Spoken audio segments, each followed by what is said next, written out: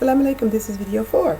Okay, so that's why they're constructing more prisons, right? Because women can't raise no man, right? No woman can raise no man. Ain't that what's supposed to be said, right? Okay, so that's okay. So it's the construction, why the construction of more prisons were initiated to deal with those single family households ran by women as head of the household. Okay, impoverished women. Okay, the negative Temple of Babel were then quarantined them with the label, shameful label, as unfit mothers.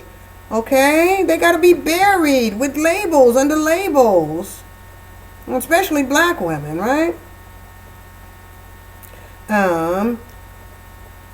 So she was labeled with shame as unfit mother, unfit mother, father, okay, head of household, and the crown, and then she was crowned as a welfare queen. Ooh, hooray! Finally gets her queen, but it's a welfare queen, right? Okay.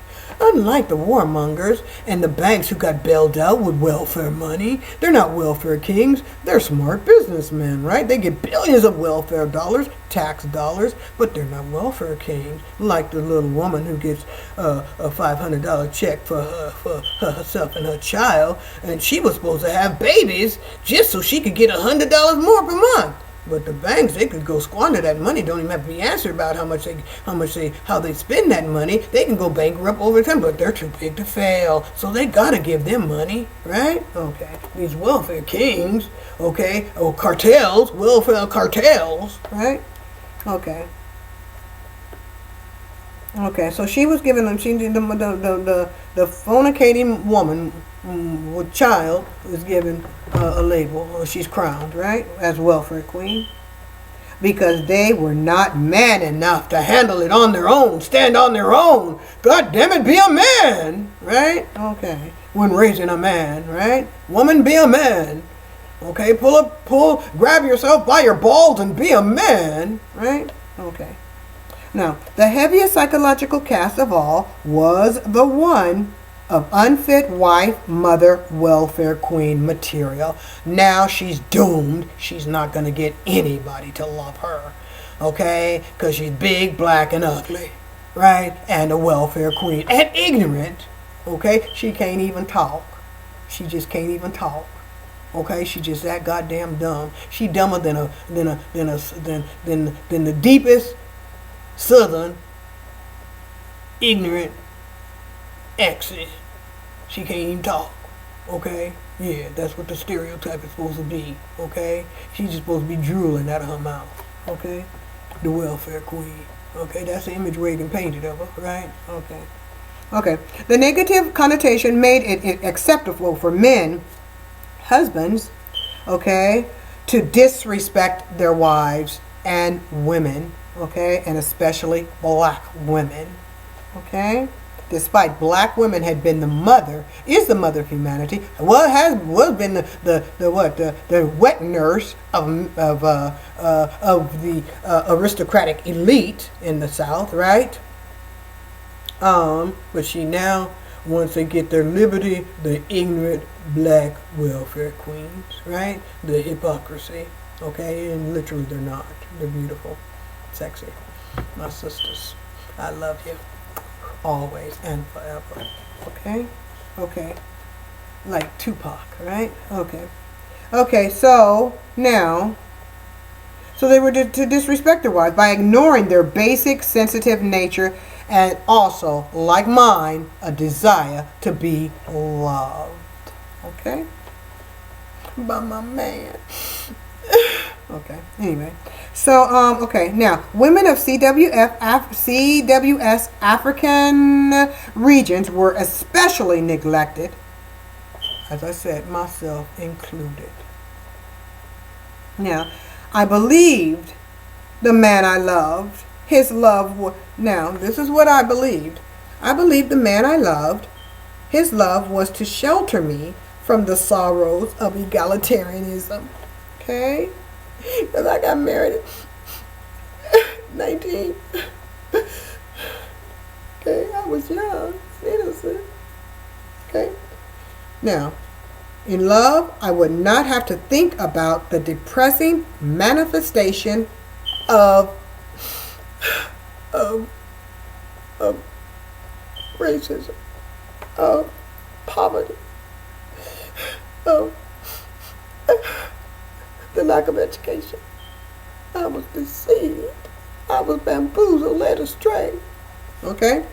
Now, my love failed. Okay? My love failed to understand my desperate motivation for love. Because of it, my love, my universal love, okay? My universal love was seen as a liability. My being a woman, my needs as a female, as a woman, a beautiful, sexy, vibrant, intelligent woman was to be seen as a liability because I spoke up and spoke against injustice, brutality, inhumanity, and cruelty, insensitivity, okay, and the desensitization of my children and trying to force them into a corporatist system that was designed to to destroy their nature in the first place. Yeah. Okay. So, my love was a liability. Okay. And all women get married to their man, okay, whether they tell the truth or not. They want the same thing: love, security, comfort, protection, financial stability. It ain't about being a gold digger, okay? Because like I said, if a woman didn't have what was between to offer her love, okay, a man wouldn't have her, okay? He just wouldn't have her either. It's a relationship, okay? It's a relationship, a symbiotic relationship, okay? Now, and women, y'all got to know that. Don't let them be fooled and tell you, oh, you're a gold digger. No, you're not a gold digger when you expect your husband to provide for you. Okay? Now, I know we live in a tough society and all this kind of stuff, a commercial world, but that can be changed, okay? Working together, it can be changed. And I don't mean working together by you getting a 9 to 5, both of y'all getting a 9 to 5, and the children being abandoned and the home being abandoned. Nobody lives in the home, the children in daycare all day and all that stuff. I don't mean that. No. Working together where money is not the... it's not the priority, okay? It's necessary, yes. It's very necessary that the man, be productive in financial means, yes, but it's not the priority, and women can't see that as the priority. And I know some men feel exploited, and some men have been exploited by women, yes, and that's good. That should not be the case either, But marriage should be the goal, right? Okay. For the sake of the children, okay, that are produced in that relationship. The products of love that are produced in that relationship. Okay. Anyway, so as I said, okay, now, okay, so the women are neglected. The welfare queens are neglected. Okay. Now, as I said, and my compassion was seen as a liability. Okay. Because black women ain't supposed to be compassionate. We ain't supposed to be loved. We ain't supposed to be sensitive in this 21st century. Now, back in the day, okay, back in the day, beyond, let's say, the 1970s, 80s, about the 80s, when the 70s and 80s on up until now, when the character of the black woman, the beautiful, sexy, hot, vivacious, all of that good stuff woman, the character of her has been diminished through the media, right? Yeah, and even in the 80s and the 90s, it was popular because the rappers, the artists, they put them beautiful, vivacious black women in those videos, right? And just, just put their beauty on display, right? Yeah, so the media wants to still propagate the mammy image of the black woman and in the loud mouth and just make her look unattractive, undesirable, right? And then promote her as an ignorant, loudmouth welfare queen, right? Okay. And aggressive too, right? And use her passion to want to do right and hang on to her love, right? And have him not cheat and have him not do these things. Have him love her and take care of her and provide for her and stay home and all these things. Not to say that the black man is not good, because he's the best of the best, right?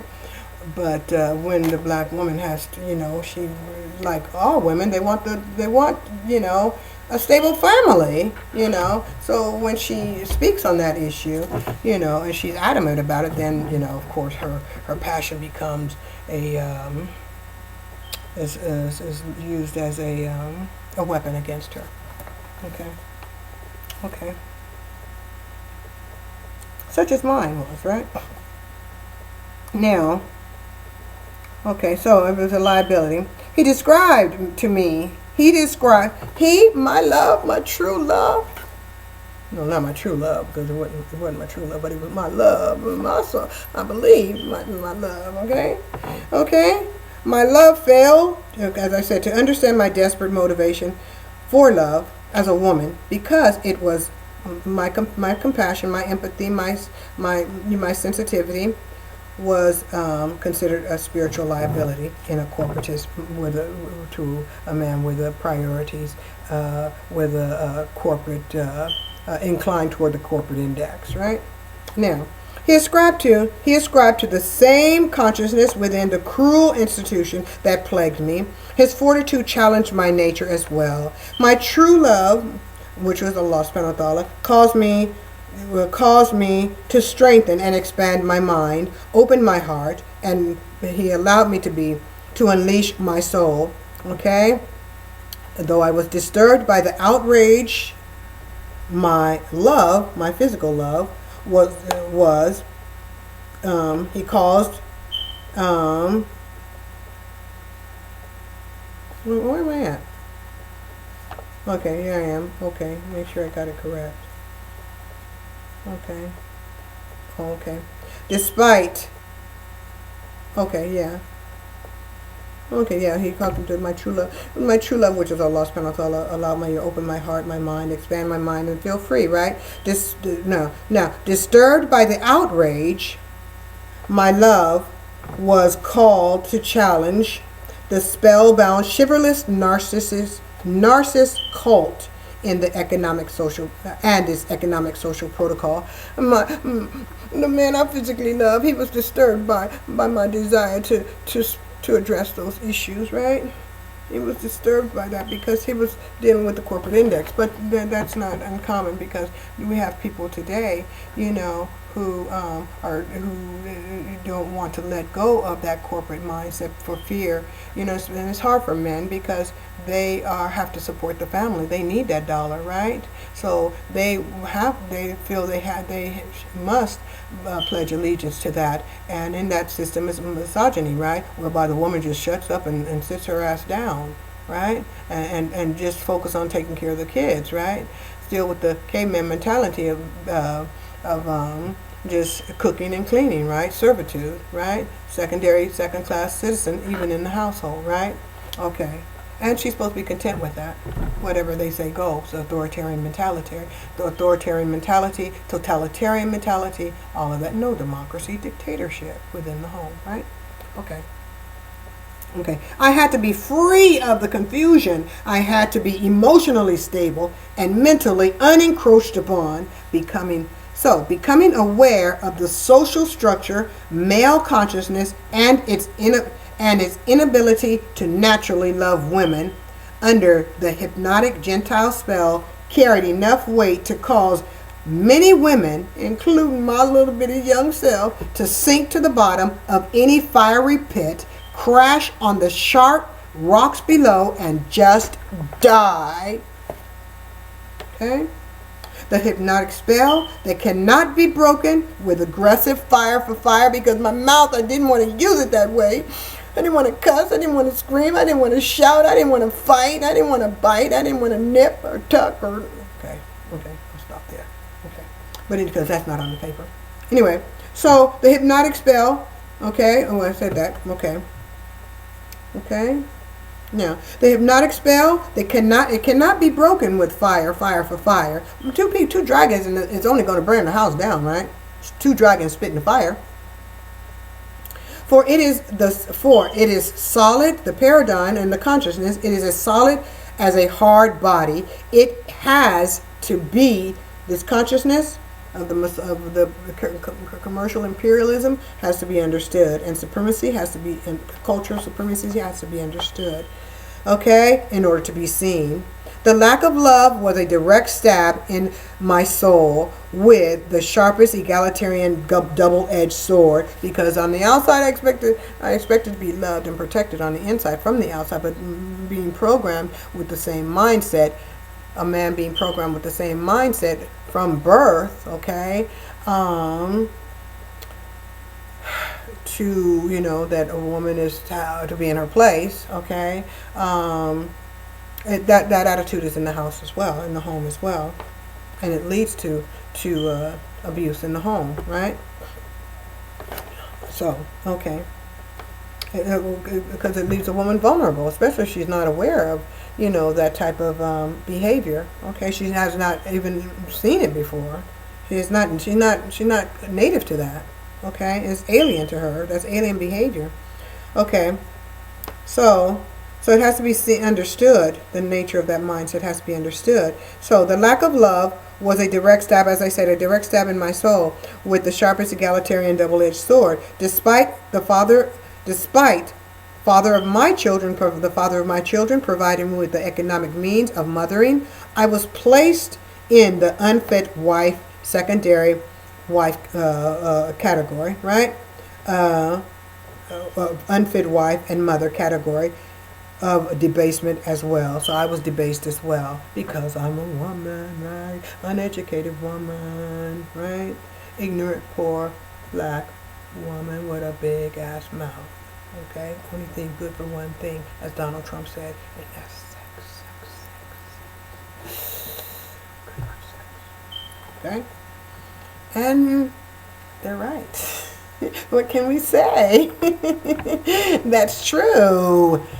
But there are other potentials as well in being human and being a woman. A woman was created to be loved. He's just jealous because he can't get it up. Probably because he can't get it up. You know what I mean? Anyway, so my conduct with my own children was held in suspicion, questioned by both society and their father. I had to be monitored because it was like, she don't know enough, and how can she teach the children at home? How can she homeschool? She doesn't have education.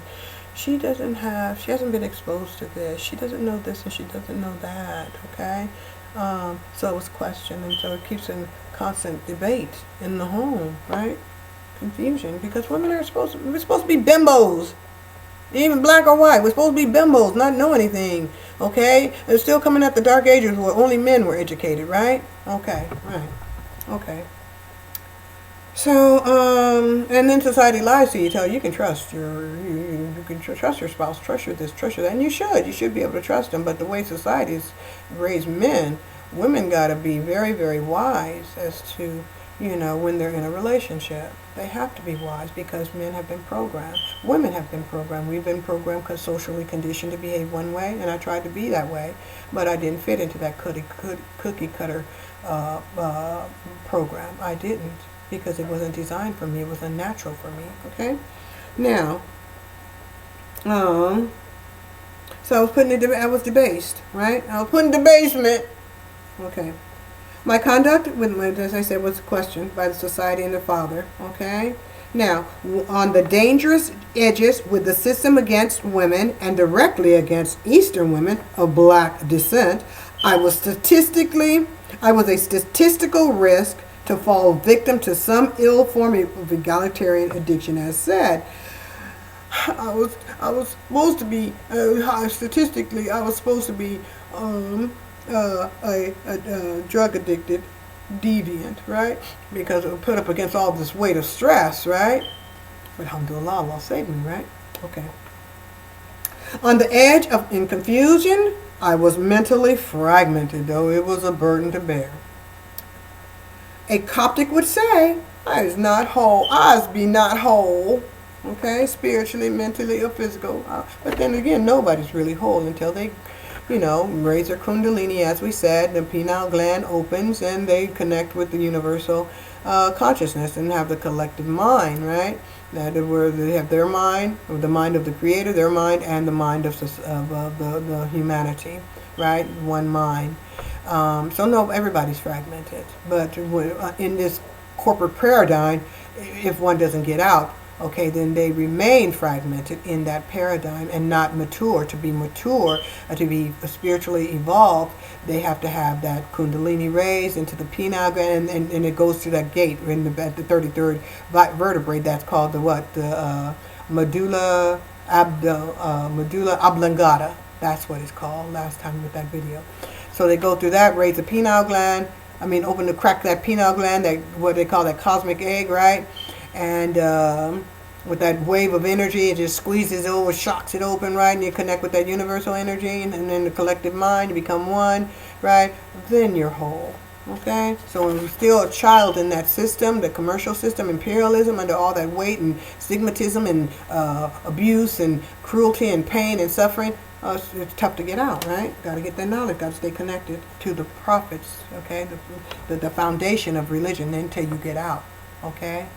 Now, so on the edge, in confusion, I was mentally fragmented. A Coptic would say I was not whole. I was incomplete, in need of more.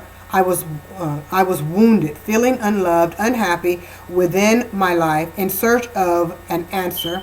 The physical world did not have. Miserable, unhappy. I did not know where.